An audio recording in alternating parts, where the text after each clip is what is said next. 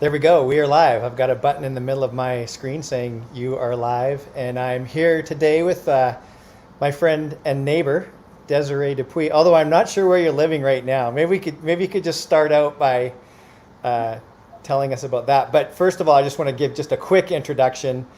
I got to know you through the Chamber of Commerce in Coquitlam, and then have been following along as you developed Reubens Shoes, and now you're off onto a new venture. And then also, I know from your posts on social media and stuff like that that you follow a vegan lifestyle. We'll discuss the term in a sec here as well. But anyways, yeah, it's a pleasure talking to you. Thanks for joining me today. Yes, thank you. I'm so excited to be here, and you are correct. My home residence is Port Moody, but with the whole COVID situation, I was going quite squirrely, living alone, and then working from home 24/7. I have realized that I am definitely officially an extrovert, so I need that human contact and connection. So I ended up calling in and bringing into my life the ability to rent a room in a luxury house in West Vancouver with about 8 other entrepreneurs and marketers. And yeah, we're kind of in this creative incubator right now in West Vancouver. So it's been pretty fun, actually. That's cool. So were they there already, or did you just bring them all together, or how did that work? They've been here for 2 months before me, and they got a house with, I think, 6 bedrooms. And it was a few people that actually were running their own businesses in digital marketing in Bali. And because of COVID, ended up having to come home from Bali. And one guy is really brilliant, and he realized that probably a lot of the luxury homes in Vancouver would be vacant, and negotiated a really great deal on a house. And then they discovered that there's actually a 2-bedroom suite downstairs that hadn't even been used. And so then 2 more rooms became available, and I found out about it. And yeah, so I joined the crew. That's cool. Yeah. It's funny seeing some of the pictures. Like, you've got funny in a cool way. I mean, you've got a pool, and it's a beautiful home. Just, yeah. Yeah, it's the life of luxury. I literally start my day with 10 laps in the pool and a sauna and, my little workout. And yeah, it's been amazing for the mental health. Yeah, it's been great. Yeah, great. That's awesome. So I just, the last time we spoke, I talked to you and Kelly. I can never pronounce her last name. Strongenthal. How's that? Pretty good? Yeah. Well done. Your best friend, and someone that you started a nonprofit with called Reubens Shoes. And before we dive into other things, I thought maybe you'd just give us an update about Reubens Shoes. What's going on at Reubens Shoes these days? It's some very exciting things at Reubens Shoes Society. So we started working in the Dominican Republic, helping provide education to impoverished children. It started through us collecting shoes, because in the Dominican and many other countries, children can't go to school without shoes. And it led to us taking over the operations of an elementary school. So over the past 5 years, we've seen our students grow up and start to age out of the elementary school. And so last year, we started construction on a secondary school for all of our young students who are growing up. And I just got photos today that I will post soon with updates on the construction. We now have bathrooms and toilets, and we're about 95% complete on the build of the secondary school. So it's a little bit up in the air with COVID about school. The school normally opens in August in the Dominican, so we're only a few weeks away, and not sure if we will be opening fully to allow students to come to school, or they ended the year last year with online programming and learning, which actually they accommodated pretty well. So and then our main flagship fundraiser, Reubens Ruckus, we were able to convert to a fully live and online virtual event. And so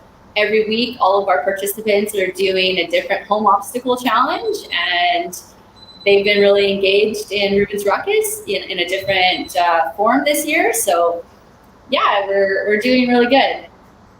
Cool. That's really cool. So the Reubens Ruckus is still going on. Is that are people still able to participate in that? And what Well, does it's that look quite like? different. Typically, it's kind of like a mini Tough Mudder event just for Yeah. kids. So they run 3 kilometers, and there's 12 obstacles all around the 3 kilometer course. So, Mm. we are expecting 600 racers with their friends and family. So an event that is a big festival with over 1,000 people. Wow. And originally, we kind of it was supposed to happen in May. And with all the uncertainty with COVID, we weren't sure if we would be able to host it, but we were optimistic. So we rescheduled it to August. But then evidently, large events and gatherings just were not going to happen. And so then we decided to make the most of it for the 250 kids that had registered already. And like I said, yeah, we're doing, and we had sponsors that were going to present a different live obstacle at the actual race. And so since we can't do the actual race with real obstacles, we're doing home-based obstacle challenges. So last week, TD presented their sidewalk chop obstacle. So the kids had to draw their own obstacle course outside using as many different elements, shooting basketballs, using their scooter, the hopscotch on the sidewalk. So yeah, and they get points for creativity, and they wear their race bib, and yeah, they're pretty engaged, and we're making the most of it. So we're like everyone, just kind of doing what we can given the situation. Yeah. I would imagine for kids, it hasn't been too much of a stretch for them. Like a lot of them are probably used to kind of homeschooling recently and doing stuff online, right? So getting assignments and doing an online project, if you will, or something like that is probably not too much of a stretch at all. Not too much of a stretch, but hopefully a little bit more fun. Yeah, it sounds cool in the way that it's inviting them to be more creative and how has the response been? Like in terms of when you've done it live, I mean 600 people, that's incredible, that's awesome. Or 600 kids participating. How are the participation levels compared to? Yeah, we weren't able to get, I think we had about 10% growth from the 250 that were originally registered. So we're not going to get close to the 600 that we had hoped for. Yeah. But we're still, like I said, we had the kids registered. So we're just trying to provide as much value and fun to all of the kids that had registered. But no, normally it's we get 7-Eleven Slurpee truck, we get Hickle Stock, the kids rock band playing music. It's a full-fledged event. So that's the one thing with COVID. I mean, there's so many things that are, reinventing themselves, but in terms of large gatherings and festivals and events, I don't think there's any technology that's really been able to replicate that kind of environment. Yeah. So you've reinvented, and who knows next year?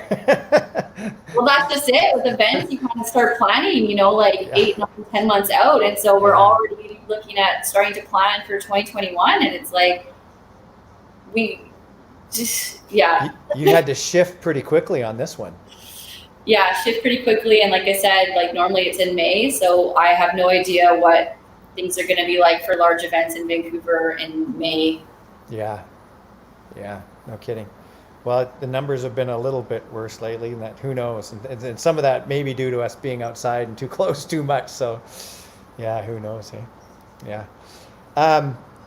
Great. Well, thanks for the Reubens Shoes update. I've watched that one. I do some fundraising myself, and have had a job as a fundraiser, and so it's been really cool to watch the success that you've had and kind of go from nothing to where you are today pretty quickly, and just the great job that you've done. Yeah, it's a great cause too. Thank you. Yeah, we're pretty passionate about helping children access education and empowering the next generation of leaders to create change for themselves. So yeah. I'm not sure if I must. Oh, I know. We did that interview actually for another. We did it for Get Inspired Talks, which is an ongoing podcast as well.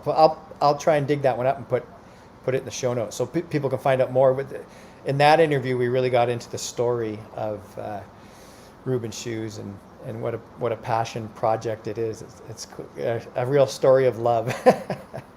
Yes, most definitely. Yeah. So we're gonna do 2 or 3 things today. I wanted to get a Reubens Shoes update, and then wanted to talk about veganism or a plant food lifestyle, diet, whatever you want to call it, and then talk about your new company. So let's shift to eating vegan, and we had this discussion before we got online, but let's repeat it and just tell people what that means to you. And what term do you use and why? Yeah, you asked me if I wanted you to refer to me as like vegan or plant-based, and Yeah. I kind of so my thoughts on that are vegan is definitely more descriptive. It encompasses your entire lifestyle, whereas plant-based is it can be a lifestyle as well, but it more directly talks about your diet. So vegan is more descriptive, but in that same sense, I find that the term vegan, it's warming up a bit now, but I've always found that it has kind of like a negative connotation. It comes with a lot of like, oh, you can't have this. It's very like eliminating, kind of like very negative. Whereas plant-based, I find, is a lot more accessible, a lot more inclusive, a lot more positive, because you're starting from, a plant base, a base of as much plants as possible, but it also leaves room for people, if they're just joining, the plant-based movement and just starting to change their diet, it can be a little bit intimidating to go 100% vegan, which is literally, like no animal products in your life whatsoever, to maybe a plant-based option, which is leave some room. If you, like I said to you, like if your mom bakes cookies and there happens to be a bit of dairy in the cookies, somebody, if you say you're vegan, someone's gonna be like, well, you can't have those cookies. But you say, hey, I'm trying to be as plant-based as possible, then maybe you can enjoy that cookie and not feel a sense of guilt for having, like a tiny bit of dairy or something. So yeah, those are kind of my thoughts. And vegan, like I said, is more of, like I'm very mindful of the car that I buy because of the interior, like the seats. I don't want leather in my car, and the shoes that I buy, and the scarves that I wear. I don't want to wear wool and stuff like that. So that's taking veganism, to where it really is supposed to be. Yeah. There really are so many preconceived ideas. So the term is kind of important, I think. And I'm sure if you told someone you're plant-based, some people would go, oh, you're a vegan kind of thing. Yeah, I think some people are using it as like synonymous, but I think there's definitely some distinct, I don't know, I prefer, like, because sometimes when you say plant-based, they don't really understand the fact that it's like, no, I don't want to eat seafood. I don't want to eat dairy. I don't want to eat certain things. So you do have to use the term that's meant to really define it, which is vegan. If you want to be vegan, you have to use that term. Yeah. But I've always found, like, to be honest, I've been vegan, tried to be vegan in my lifestyle for 12 years. I've gone between like vegetarian, pescatarian, and vegan in my diet. And I felt myself kind of embarrassed or ashamed to tell people that I'm vegan, because I know immediately they're going to come up with like, because there's been like, people that are like really kind of like crazy, or, like just take it to the extreme and make people feel really uncomfortable for their choices, or can be very judgmental. And so I just want people to be educated and to make the choices that are best for them, and hopefully with taking into consideration the environment and the other living beings on this planet. Mm-hmm. Yeah, I mean, as a marketer, I'm really mindful of how people change their minds, and you don't change your minds by guilting or shaming people into things. And I've always been, not always, but I try to live my life according to, I just want to be a shining example of what it is that I'm doing. And if people ask me, then I'll tell them, but I'm not out to convert anybody. But I get it as well. Like, once you do your research, there's some pretty compelling reasons to do something. For me, it was a health reason. My cholesterol was high. I thought I was healthy. I thought I was eating a healthy lifestyle. I was even advocating sort of a Mediterranean sort of keto type of diet and that sort of thing. And and my cholesterol was very high doing that. And I mean, I wasn't following. I wasn't eating as healthy as I could be. So I can't blame it on that. Right. But we'll see. Like I went to my doctor. Actually, went to two doctors. My doctor sent me to a cardiologist. I did a stress test, and they both right away just prescribed medication, and I just don't want to do that. I'm just so anti-medication. So I said to my personal doctor, I just said, well, give me a few months, or give me a month or so, and let me see what I can do. So next week I'm going to go for a blood test, and we'll see if it hasn't had an impact, and I'm pretty sure that it has on my cholesterol. Then I'll take medication for a while, but so that's kind of my own thing. And then I did some research as well. I watched probably some of the same movies that you've watched, some of the same documentaries, and that really pushed me over the edge. I mean, when I think that's kind of the main reason why I'm not sure that I will eat anything. I'm not sure that I'll eat meat again. Yeah, I know. After watching some of those documentaries, yeah. Yeah, it's pretty eye-opening, and it's pretty horrifying to think of what these sentiment, feeling beings are put through just for human consumption. So yeah, it's definitely like my driving force is the animals and the ethical side of it. When I read the book, I read in 2008, and it contained a lot of graphic information on slaughterhouses and how that piece of chicken ends up on your plate. I was with Kelly at the time, and both of us were horrified, and we haven't eaten meat since. So. Oh wow. Yeah. You went to a slaughterhouse? I'm sorry, I missed that a little bit. You went to a slaughterhouse? No, I was reading a book, and like. Oh, a book. Okay. The one chapter just contained like just absolutely the most graphic information that you could read. And this is in 2008, so this is before all the documentaries that you've seen on Netflix and what have you.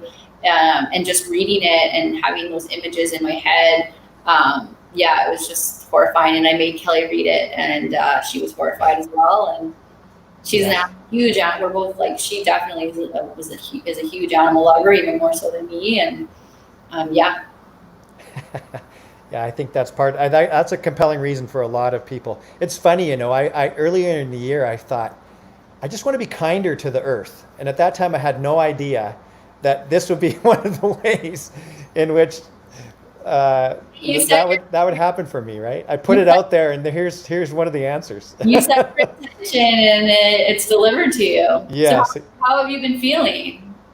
I feel good. I have a little bit of I have an inner ear problem, so that kind of messes me up. Like I think I'm feeling better, but it's hard to know. So I'm really looking forward to the blood test, because it affects my my thinking and my fatigue. The ear thing does, and it's not nutrition based at all. It has something to do with crystals in my inner ear. It sounds kind of weird, but I've been to a specialist, and that's what they diagnosed. So, Fair enough.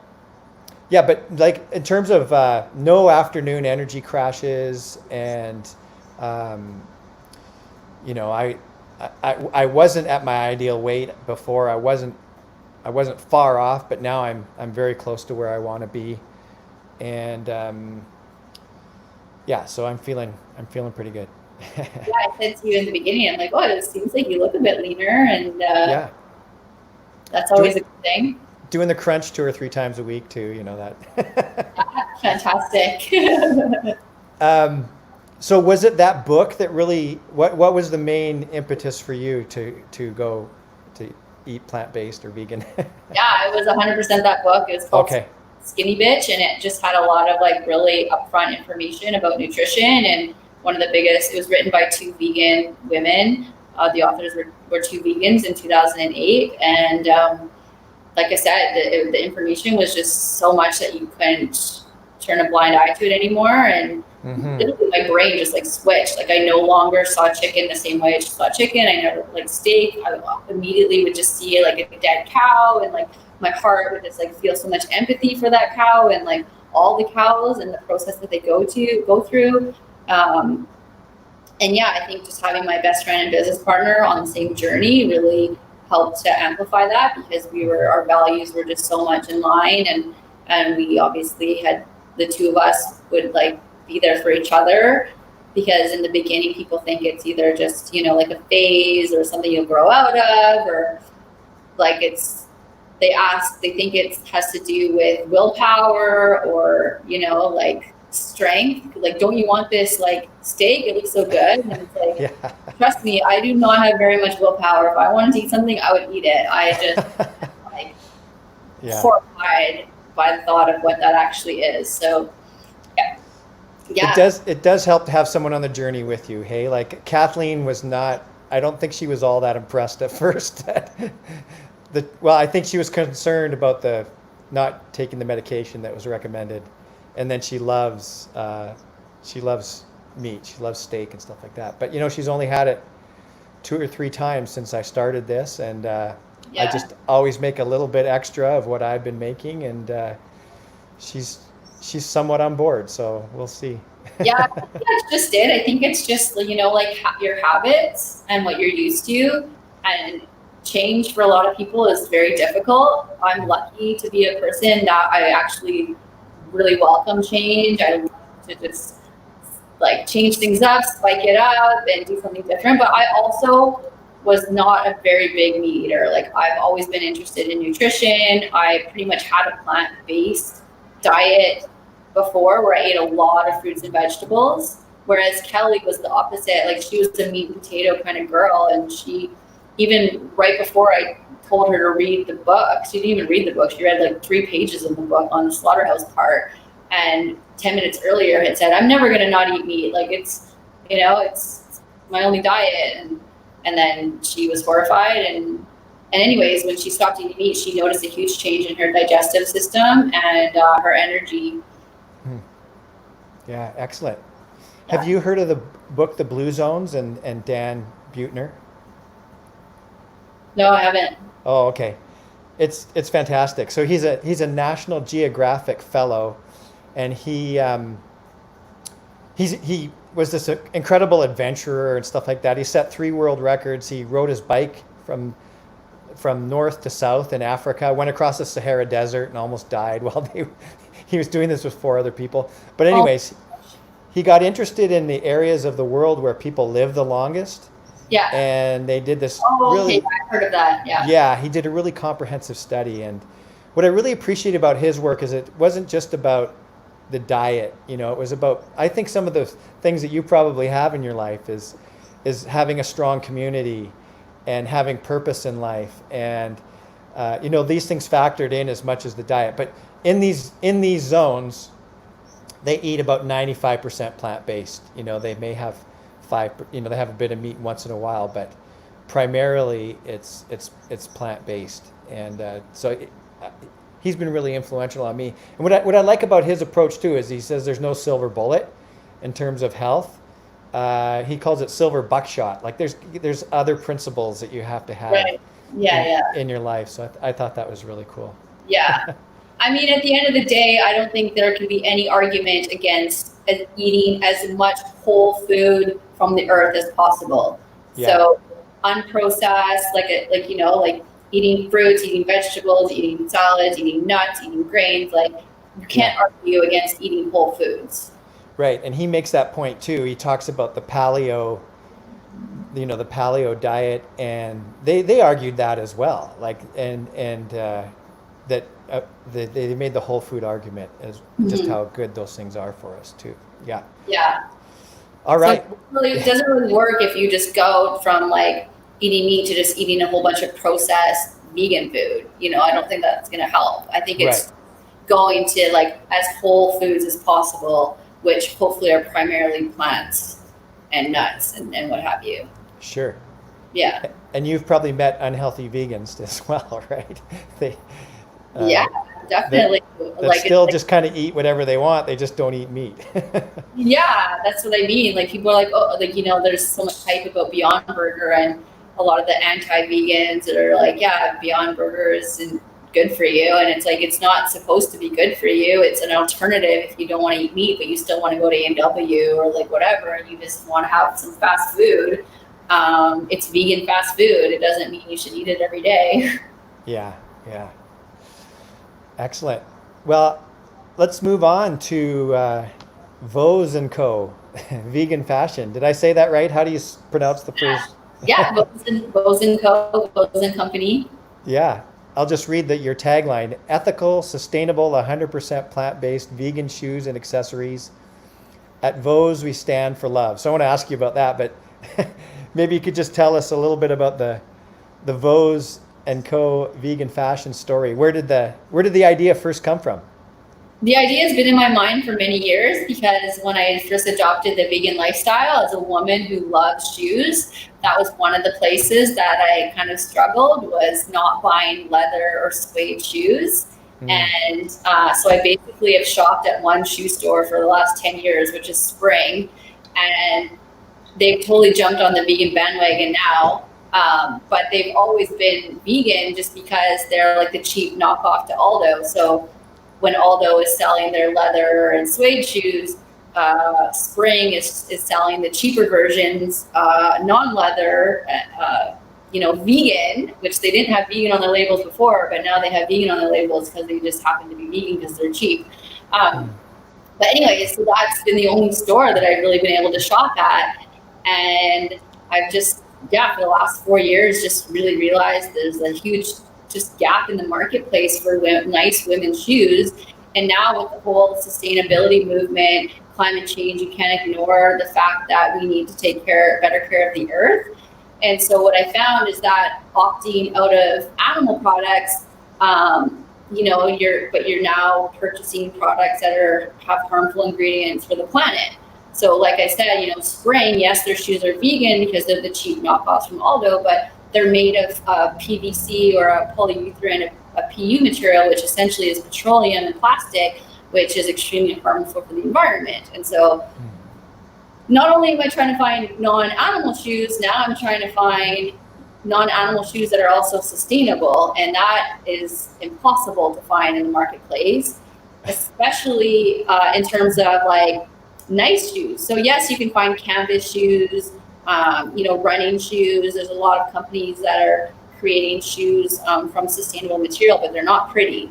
And so that's kind of where this all started in my head about 4 years ago. And then over the last, 12 to 24 months, just the way the vegan movement, the plant-based movement has gotten so much steam. And like I said, Reebok came out of like their corn shoe, native shoes. They're doing like a full cycle kind of plant-based shoes that can be biodegradable. And I just realized that like the time is now, and there still isn't that option in the market for like a plant-based designer type of shoe. So that's the inspiration for Voss Co.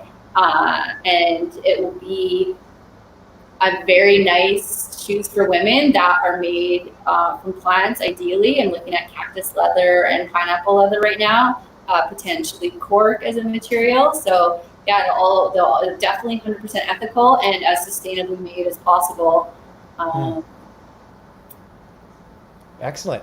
Yeah. So it sounds like you've just been sourcing stuff. And I read in one post getting ready for today that you were really possibly getting ready to make your own or have your own shoes made. And COVID kind of put a wrench in that. That's right. Yeah. So in January, I was starting to get everything together. And February, I hired a private label manufacturer in Midtown Manhattan in New York and sent them my deposit, sent them the designs for the first prototype sample. And they started working on that. And then March came and COVID came and New York shut down. So everything kind of went to a standstill for the creation of my first prototype shoe, which is a Chelsea boot. And but luckily, recently they reopened, and so now about 2 months away potentially, and we've ordered the cactus leather for the first prototype sample. So I should have something in my hands in the next 2 months, and then once that's finalized, I'll be ready to sell that to customers that want a plant-based, vegan, ethically made, sustainable Chelsea boot. Cool. So cactus leather, it's made out of cactus? Yeah, there's a company called Deserto with some guys from Mexico. Wow. Yeah. And so what about the sole? So the upper part, that's cactus, or what about the sole? So the sole could potentially also be cactus or cork. I'm looking at hemp or possibly bamboo. There's a few different options. It seems like hemp and bamboo's been around for a while. You see, especially hemp. I've seen. It seems like I've seen hemp clothing available for quite some time. So we'll see. I'm just finalizing that first sample product, and once it's perfected, the whole world will hopefully know about it soon. That's great. It's hard to predict, I guess, these days, but when do you anticipate having something that would be ready for market? Yeah, I mean, originally I was hoping now I would be selling my boots, but I'm hoping now, like for Christmas. Sure. Yeah, Christmas would be a good time. Yeah. It seems like Christmas would be a good time for a product launch. Yeah, it definitely would be great as a gift for women from whoever, or even just for themselves to treat themselves. But so hopefully by fall, latest like November, December, I'll have boots available for sale. But yeah, you never know. Like we said earlier, you think we're getting through things, and then all of a sudden we get all these bursts of cases over the weekend, and it's like, oh, well, wait a minute, what's going to happen? So how daunting of a project is it to come up with your own fashion line? Are you taking the attitude sort of just crawl, walk, run, like get one or two products together and then just go from there? What's been your approach to this? Yeah, that's exactly my approach. I'm bootstrapping it all myself. I'm going to have one small investor, and we'll start with a small amount of inventory, but that's why I'm just starting with the one Chelsea boot, the one look, the one design. And as I get some loyal fans and customers that want to add a heel and a flat and another, there's a certain number of styles and shoes that a woman needs in her closet. So I'll eventually start to add those on, but I want to have proof of concept. I want to know that there's other people I know I have one buyer. Like at the end of the day, if I have one super expensive pair of shoes that doesn't go anywhere and that I've kind of basically created for myself, then there's so hopefully the market reacts, and a lot of women want to purchase my boots, and then we'll expand the line and go from there. But to be honest, like I said, I've had this idea in my head for 4 years, and it was very daunting in the beginning because I wanted to create and design and manufacture my own line of shoes. And I talked to different people. I talked to the guys at Fluvog, and they told me it would be very expensive. I'd have to go to Italy, and I'm kind of given negative feedback from anyone I talked to and had no idea where to start or how to do it. Yeah. So it sat in the back of my mind for a good 2 to 3 years before, like I said, last summer, when I realized that this vegan movement, plant-based movement is really here to stay. And I really want to have a product that I can offer to this market before it becomes too late for me. And then luckily, through research, I found this private label company in New York that basically all I had to do was give them the design, and they help with everything. And then also, like this past year, actually finding these plant-based materials. Like when I first had this idea in my head, like cactus leather was not, on the market. Like that wasn't even a concept. So yeah. Right on. But I think with everything in my life, even with Reubens shoes, we never thought about, oh my gosh, like how are we going to send 14,000 pairs of shoes in export used goods to third world country? We just started with hey, let's collect 10 pairs of gently used shoes, and sure enough, we'll be able to find a way to get those over to the Dominican. And then it just we never intended to build a secondary school or take over the operations of an elementary school. It was kind of just one foot in front of the next, and then years later, here you are. So kind of the same. 1 foot in front of the next, and just research and get started along the way. Just research and you'll know when it's time to Yeah. dive in and get started. Hey. Well, yeah, that's just it. And like, I think what something that a lot of people do is that they're afraid of like failure or like afraid of looking bad. So they're very shy to like share their ideas where, my business coach started calling me like a vegan fashion designer, and I had like no choice but to embrace that and start sharing that with the world. And so now everybody knows, and people are connecting me with other people or asking me about it or sharing resources. So yeah, I always tell people, like, if you have an idea, the best thing you can do is actually start to talk about that idea and tell people about it, because then you become accountable, and then you also start to attract things into your life that can help with that idea too. So right. That's great advice. Do you feel like things, once you started talking about it, that things did sort of, that the universe responded and things came from the outside? Yeah. Absolutely. That's how I found that private label in New York. Like, for years, I had no idea where to go to even start to figure out how to design a pair of shoes. And then within a few weeks or like a month or two of actually talking out loud to people that I was creating, like I was talking about creating a line of shoes before I even had, a manufacturer or like a design. And that really helped kind of enable that movement forward for me, for sure. How about shoe design? Are you just kind of going with something that you like yourself, or have you had some help with that? Yeah. No, just basically everything is really designed for me. like you said earlier, if you'll have one buyer, right? I have one customer at least. So yeah, no, it's just like the shoes that I already pretty much have in my closet, my day-to-day, everyday Chelsea boot style shoes that I wanted to replicate in, not reinventing anything crazy. It's just really the same style of boot, but made in a much more ethical and sustainable way. Right.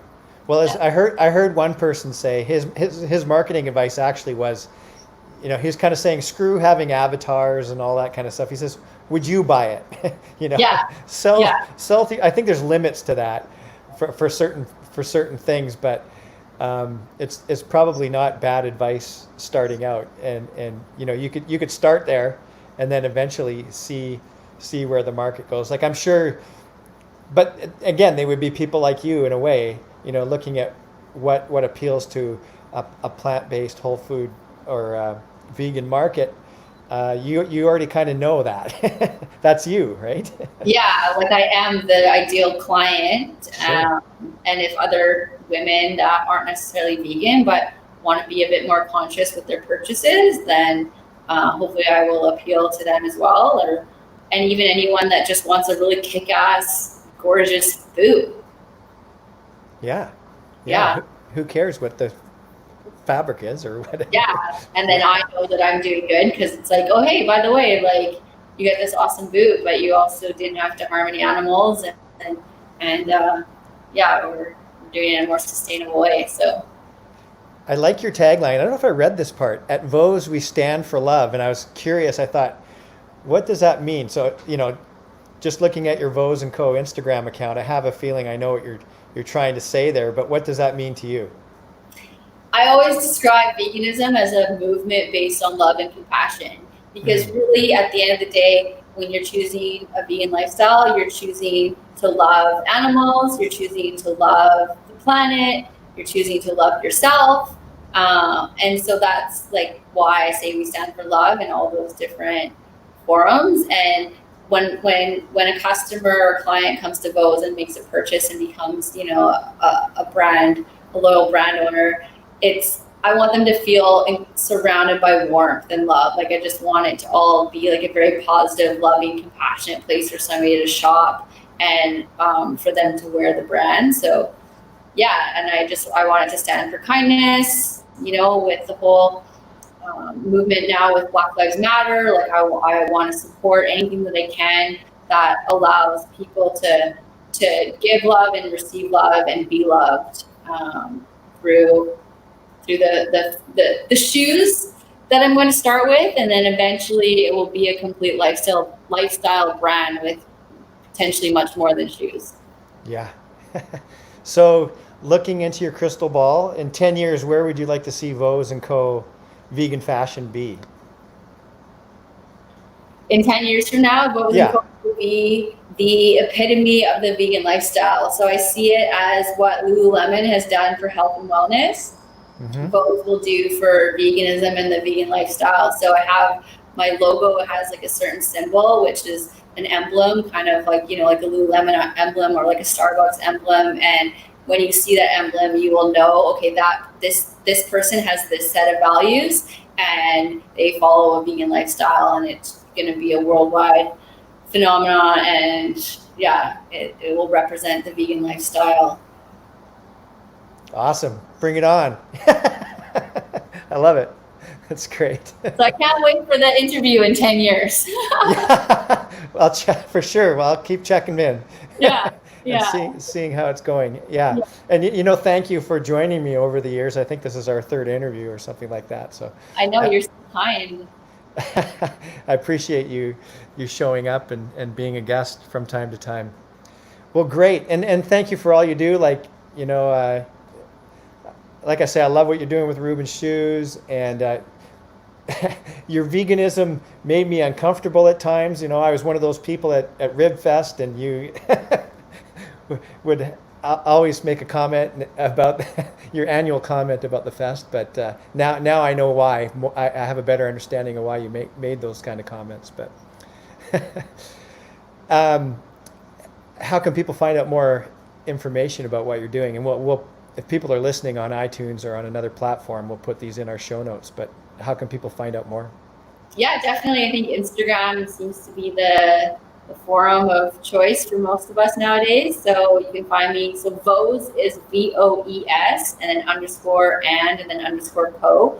If you just search my name, DESIREE, DESIREE, DUPUIS, DUPUIS.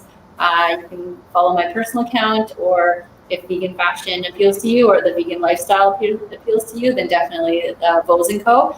And then for the philanthropy, charitable side, if you feel compelled to follow along that journey and fundraise or donate with us, then it's just RUBENS shoes, so Reubens Shoes on Instagram. And then all of those have .com, so ReubensShoes.com, VossandCompany.com.